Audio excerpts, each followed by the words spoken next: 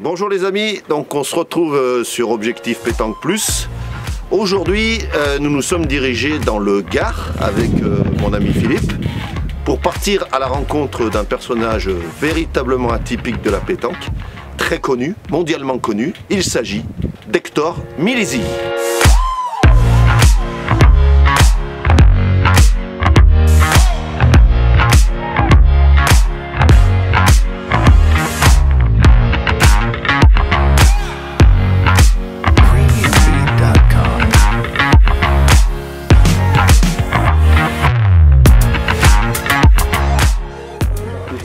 Bonjour Hector. Bonjour Alain.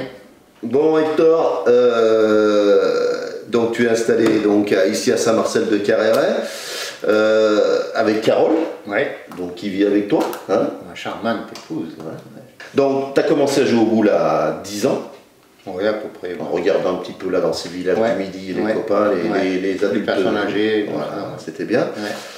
Et puis malheureusement, en 1974, gros souci. Ouais. Accident de voiture. Ouais. Et là, patatrac. Ouais. Quand 20 ans, quand on perd ses jambes, c'est un peu compliqué, quoi. C'est même très compliqué. J'ai mis 15 ans pour m'en remettre. Ouais. Dans ma tête. J'allais jouer au boule, mais avec des œillères, comme les chevaux. Je voyais que les boules, je disais bonjour à personne. J'avais honte en fait d'être en fauteuil roulant. Ouais. C'est bête à dire, mais c'est comme ça. Et puis à l'époque, les gens, le fauteuil roulant, c'était un peu comme si on avait la peste ou le choléra, ou je sais pas. Ouais. Et, quand il y avait une dame qui promenait son petit, qui disait « t'approche pas de ce monsieur, on ne sait pas des fois », ben, je rentrais chez moi, je pleurais. Mais la passion des boules passait au-dessus et à force de... Voilà. Et au bout de 15 ans, ben... Ouais. Alors avant ça, il y a eu du travail, tu le dis. Il y a des clubs successifs. Hein, tu as quand même une carrière importante. J'ai fait beaucoup de clubs. Donc on peut les nommer, Chuchelan, on dit comme ça. Oui. Nîmes, donc l'AEM, les Pétangueules d'Orange. Oui. Ensuite la PAB de Bagnols-sur-Cèze. Oui. Hein, tu fais une petite période au Canu. À Lyon. 2 ans. Donc tout de suite on a mis Henri Lacroix dont on parlera tout à l'heure. C'est ça. À Émarie, je crois, dans ton département, où tu reviens. Oui. Et actuellement, si je ne me trompe pas, tu es à Montpezat. C'est ça, Montpezat. Une carrière longue.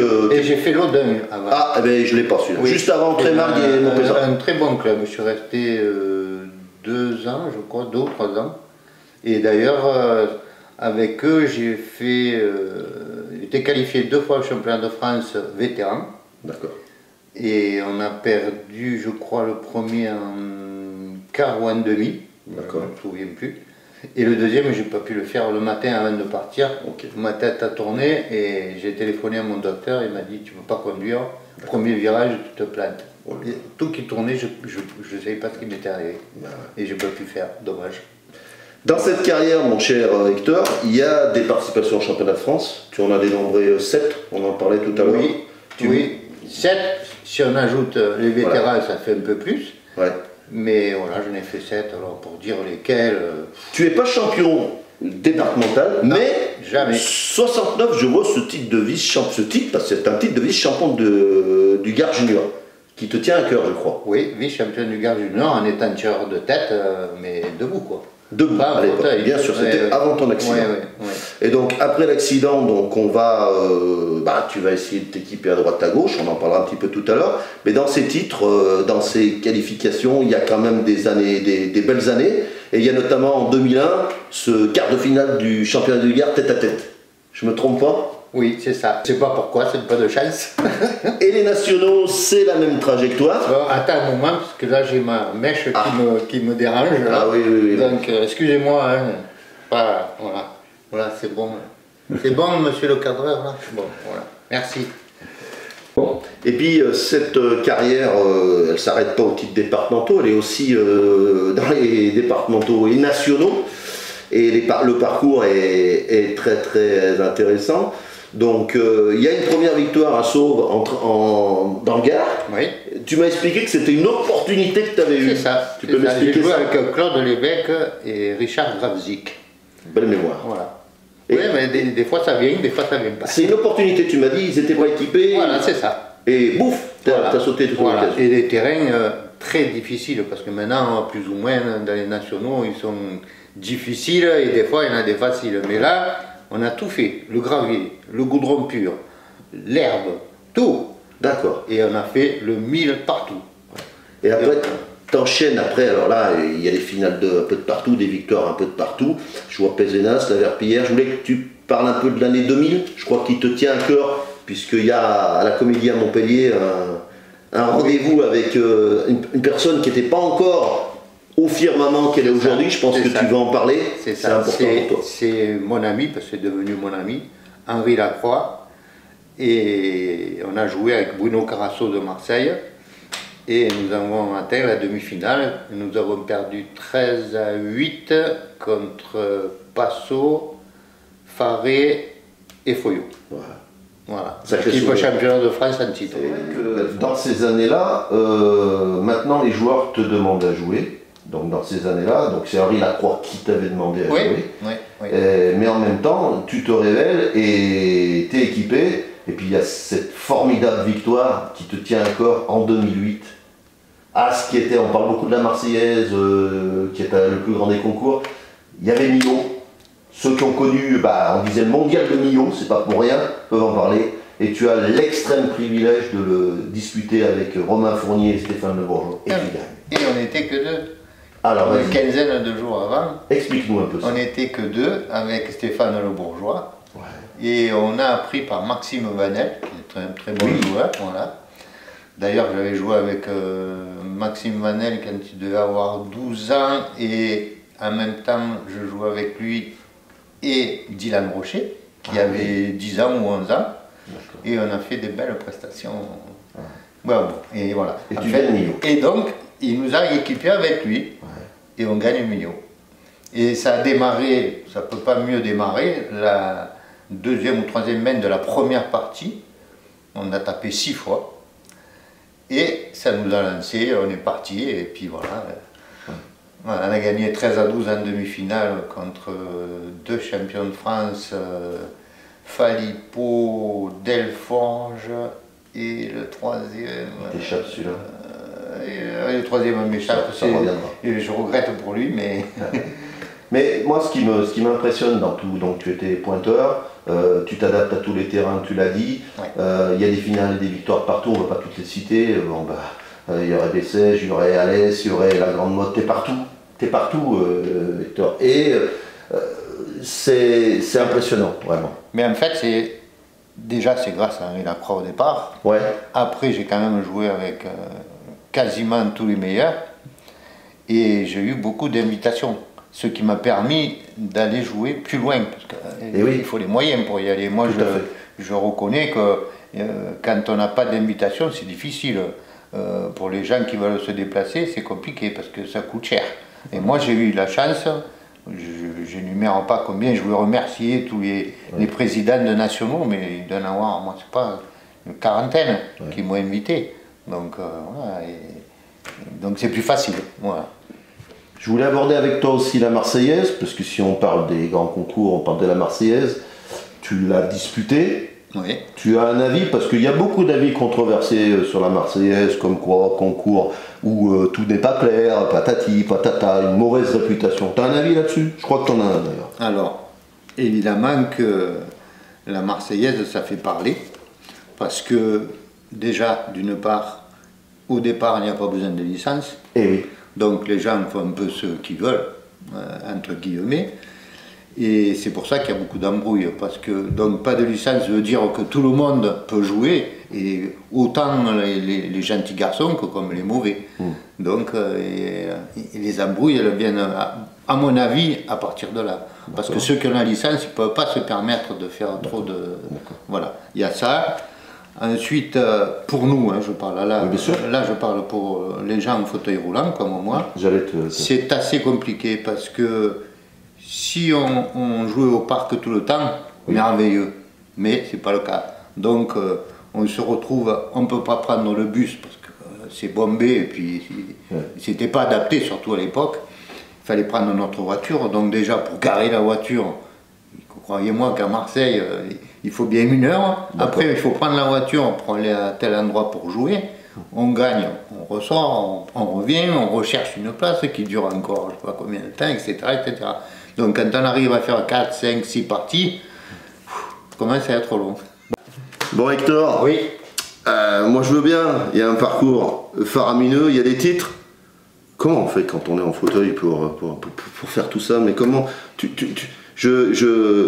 moi ça me touche parce que bon, je connais un petit peu le handicap pour l'avoir vécu avec des amis, des personnes que je connais. Je me dis mais c'est un surhomme que j'ai à côté de moi. Comment t'as fait? tu nous dis, bon, d'abord hôpital, combien de temps? 2 mois. 2 mois de... 2 mois de... Sans bouger? Oui, sans bouger, dans un lit, sans pouvoir bouger. Ben, les bras, je faisais comme ça, mais les jambes, ça ne bougeait pas, quoi. Après, tu sais que tu n'auras plus tes jambes, je l'ai appris presque à la sortie de l'hôpital, parce qu'ils n'osaient pas trop me le dire, parce que moi, je pensais aller travailler 2-3 jours après, moi. Mais pas de jambes, donc voilà. Et après, tu te dis...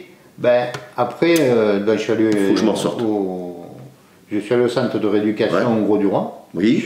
Là où je suis resté 2 ans. Et je suis resté alors au lit encore pendant 4 ou 6 mois, je ne sais plus exactement. Et dès que j'ai pu me lever, me mettre sur un fauteuil, j'ai voulu aller envoyer des boules. C'était ton objectif. Et comment ça se fait ça? C'est un but, c'est quelque chose qui t'est venu comme... Non, mais les boules, j'ai joué avant, donc nous quand on était gamin, on n'avait que ça, on n'avait pas d'argent, oui, je comprends, on n'avait que ça, donc on jouait aux boules et on faisait rien d'autre. Ouais. Et j'ai voulu essayer d'envoyer des boules, alors là, catastrophique. Une catastrophe, je me cognais les mains de partout, alors j'ai encore les stigmates à la main. Ouais. Et j'y arrivais pas, je pleurais, j'ai dit j'arriverai plus à jouer à la pétanque et tout, machin, bidule. Mais j'ai un caractère qui est assez costaud. Tout dire que je suis tout souriant, mais je suis quand même quelqu'un de vaillant. Et pendant que mes amis, qui sont devenus mes amis, les gens en fauteuil roulant, hein, eux ils jouaient aux cartes, et moi j'allais au club. Non, il y avait, en fait, il y avait dans le centre, il y avait un petit boulot tout lisse là. Ah oui, oui, oui. Et donc je sortais, moi j'envoyais des boulots tout seul. Tout seul, j'envoyais des boules. Jusqu'à ce que je commence un peu à pas trop mal jouer, à m'adapter un peu au fauteuil, le déhanchement, et en fait tout ça, quoi. Et puis au bout d'1 an, je crois, il y avait un infirmier qui connaissait le boulodrome dans le Gros-du-Roi, et je m'attelais derrière son vélo. Ah, j'ai lu ça aussi. Je m'attelais derrière son vélo, et il me tirait en roulant et il m'a mené jusqu'au boulodrome. Ouais, j'ai lu ça, je dis mais c'est pas possible. Et là, au boulodrome, je mettais dans un coin et j'envoyais des boules, et là, monsieur Vito, qui m'a remarqué, et il est venu se présenter, et c'était le prince du Gros-du-Roi, Vito. Oui, j'entends que Vito, c'est un signal déclencheur, quoi. Oui, parce que déjà j'avais honte, comme je disais, oui, j'avais honte d'être en fauteuil, je me cachais.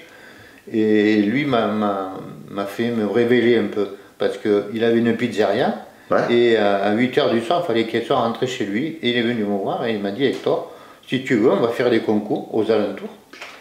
Et donc j'ai pris ma licence, et j'ai fait les concours aux alentours, et à 8 h, on laissait passer parce qu'on avançait, parce que Vito était fort. Et moi, je commençais à être pas trop mauvais. Donc voilà, donc c'est comme ça, et après, au bout de 2 ans, je suis parti du Gros-du-Roi. Ouais. Par contre, il a fait plus tard, il est décédé malheureusement, il a fait un challenge, et j'avais dit, tant que je ne gagnerai pas ce challenge, je retournerai au Gros-du-Roi pour le gagner. Tu as joué? Et je l'ai joué. Et tu l'as gagné? Et je l'ai gagné. Bravo. Et là, j'ai pleuré encore, mais bon, merci Vito. Là, on voit qu'il y a vraiment à la fois ton sourire, mais de l'émotion. Beaucoup d'émotions dans tout ce parcours, dans tout ce travail. Et quand je vois que, tu as joué avec les plus grands et qui sont tes amis aujourd'hui, mais tu dis, je m'entraînais dur, je tirais 300 boules par jour. J'ai vu des trucs où tu mettais 30 boules dans une gamate et tu balançais. Je mets ma gamate avec mes 30 boules. Non, si je te demandais combien t'as acheté de boules dans ta vie, mon pauvre, Des millions. Ouais. Des millions, parce que déjà 300 boules par jour, ça va vite. Hein. C'est le travail. Et ça, 300 boules que tirées. Ouais. Ça, c'est 300 boules que tirées. Après, je comptais, enfin, c'était facile à compter puisque j'en avais 30. Donc je faisais 6, 7, 8, 9, 10, 10, 9, 8, ouais. 7, 6. Donc ça fait 300. Et après, je m'entraînais dans les cercles que j'avais fabriqués. J'envoyais les cercles aléatoirement, le bouchon, et je travaillais mes effets pour tomber dans les cercles, pour porter. Enfin, techniquement, moi qui suis éducateur, je travaille avec mes gamins, on fléchit les jambes, on travaille avec les jambes aussi. Comment tu fais? Tu travailles qu'avec le bras? Oui. Tu t'aides un peu du dos, non? Qu'est-ce qui te... Sur les abdominaux déjà. Ah voilà. Parce qu'il y a des joueurs ou simplement ceux qui ne jouent pas mais qui sont en fauteuil roulant qui n'ont pas d'abdominaux. Et oui. Et eux, ils s'accrochent encore plus. Parce que moi, je peux faire ça. Je ne peux pas me pencher trop parce qu'après je tombe. Parce qu'il faut le reste que les abdos, autrement, voilà. Mais je me tiens d'un côté, voilà. Et c'est beaucoup de travail, énormément de travail, énormément. Les gens, ils croient que c'est facile à me voyant jouer, mais non, derrière, il y a beaucoup de travail. Et j'ai des anecdotes là-dessus qui me font marrer parce que, si vous voulez, ou si tu veux, je ne sais plus, j'ai, comment dire, il y a des joueurs qui m'ont dit, tu es avantagé parce que tu joues en fauteuil roulant. Alors là, j'ai été vraiment hébété parce que c'est pas possible. J'ai dit, mais vous réfléchissez à ce que vous dites, hein, je suis avantagé. Alors j'ai dit, ben, écoutez, il y a un moyen, puisque c'est plus facile de jouer en fauteuil roulant, j'ai dit non, faites comme moi. Vous prenez votre voiture, vous allez faire un tour, vous vous plantez volontairement, c'est ce que j'ai fait moi, parce que c'est plus facile de jouer en fauteuil roulant. C'est ce que j'ai fait, c'est ce que vous avez l'air de me dire. Donc, j'ai fait exprès de me planter, comme ça. Mais attention, pas trop fort, parce qu'après vous allez mourir. Ou alors vous allez taper là et vous ne pouvez plus bouger. Non, il faut calculer son coup. Et après vous verrez, faites-le en fauteuil roulant et vous gagnerez plein de nationaux. Super. Hector, je crois que ça tient à cœur quand même que les personnes handicapées en fauteuil puissent accéder au terrain. Et tu es souvent, tu l'as dit tout à l'heure par rapport à Marseille, en difficulté dans l'accessibilité. Il y a beaucoup de choses qui pourraient être améliorées quand même pour les personnes en fauteuil dans les carrés ou sur les terrains, dans l'accessibilité. Oui, ben, en règle générale, les 3/4 du temps, on va dire, déjà pour rentrer sur les terrains, il faut se faire soulever. Et ça, pour une personne en fauteuil roulant, c'est pas bon. Tu veux dire qu'on porte le... C'est ça. Oh là. C'est ça. Ils le font gentiment, c'est pas le problème. Mais nous, ça nous gêne. C'est humiliant, c'est ça que tu veux dire? On va pas dire humiliant, mais c'est gênant. C'est gênant. Voilà. C'est gênant. Donc c'est si facile de faire un emplacement de 80-90 de large au centre des terrains où les boules ne sortent jamais. Tout à fait. On ne joue pas au milieu. Donc s'il fait 14 mètres, voilà. Et c'est si facile de le faire, ça serait bien qu'on voyait ça de plus en plus sur les terrains. Quoi. On peut le dire dans le cahier des charges de la Fédération, on peut le mettre. Que ce soit dans les nationaux ou dans les concours normaux, régionaux ou départementaux, qu'on puisse aller où on veut. J'ai cru comprendre que grâce à toi, la position du joueur dans le cercle a été modifiée, aménagée. C'est vrai, je me trompe? Alors, là, l'explication, elle est mieux en photo, je l'avais diffusée déjà. Oui, vas-y, tu peux l'expliquer. Le cercle fait 50 cm. C'est ça. Et nous, on devait mettre nos pieds ou nos petites roues dans le cercle. Oui. Donc, ça veut dire que la pétanque, c'est de 6 à 10. Tout à fait. Et nous, c'était de 6,50 à 10,50. Ah oui, puisque nos pieds étaient devant, et nous, on était derrière. Donc là, tu te fais... Ouais. Mets-toi debout. Alors nous, avant, on devait se mettre dans le rond qui est là. On devait mettre les pieds ici. Et toi aussi, tu as les pieds dans le rond, au même niveau que moi. Oui. Regarde la différence qu'il y a entre toi et moi. Alors, toi, tu jouais à 6 mètres et moi, je jouais à 6,50. Donc, j'ai demandé à un arbitre qui demande à la fédération si c'était pas possible de nous faire jouer, nous aussi, entre 6 et 10. Pas entre 6,50 et 10,50. Donc, ils ont accepté. Nous, on avance, on se met une roue, donc la roue de la main qui joue Si je suis droitier, je pars à ma grande roue droite dans le cercle, n'importe où. Donc ça veut dire que donc là, je serai au même niveau que toi en étant dans le cercle, donc pas d'avantage, je comprends. Pas d'avantage et pas d'inconvénient. Donc Hector, à un moment, tu as voulu quand même tâter d'autres sports, et je crois que ça t'a réussi. Oui, en fait, quand j'étais au centre de rééducation, on n'avait pas grand-chose à faire. Donc, moi, la pétanque, le tir à l'arc, le tir au fusil, le tir au pistolet et le tennis de table. Voilà. Donc, j'ai essayé le tir à l'arc, et en 6 mois, je me suis qualifié au championnat de France, et j'ai fait 11e. Si j'étais dans les 10 premiers au championnat de France, j'étais qualifié pour les championnats du monde. Donc, je l'ai manqué de peu, mais c'était pas un truc pour moi. C'était trop mou, rester comme ça pendant 8 heures, tirer des flèches, c'est pas pour moi. Donc, il y avait le tennis de table. Ouais. J'ai commencé à jouer là-bas, et j'ai vu que je me débrouillais pas mal. Et puis, j'ai arrêté. Je suis rentré chez moi, après les 2 ans. Ouais. J'ai attaqué à jouer au boule et tout, et tennis de table terminé. Et puis un jour, sur le journal, je vois marqué qu'il y a un club handisport de tennis de table qui se crée à l'Audun. D'accord. Et ben, j'ai dit pourquoi pas, je vais aller. Donc j'y suis allé. Et il y avait quelques joueurs en fauteuil roulant, des autres debout un peu handicapés ou des valides. Donc j'ai commencé à jouer. Mon niveau il a monté. Et puis voilà, j'ai commencé à me faire des tournois. J'ai gagné le tournoi, il y avait un tournoi international qu'ils ont fait à l'Audun. Et je l'ai gagné en battant un champion belge que jamais je pensais le battre. Enfin bon, voilà. Et puis après, ben, je me suis inscrit en e-sport.